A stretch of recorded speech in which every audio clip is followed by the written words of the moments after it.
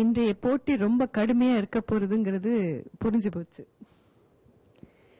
அழுத்தமா அழகா ரொம்ப நல்லா இருந்ததுமா உங்க டான்ஸ்.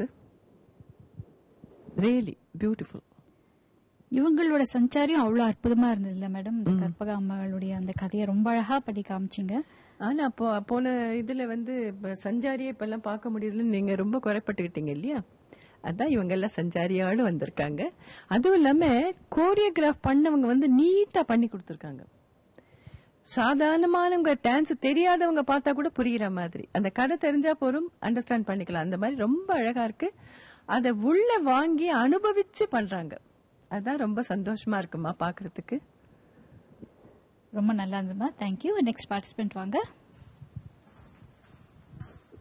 பித்தன் என்றாலும் அவன் பேயன் என்றாலும் சித்தமெல்லாம் அவன் பால் செல்லுதம்மா.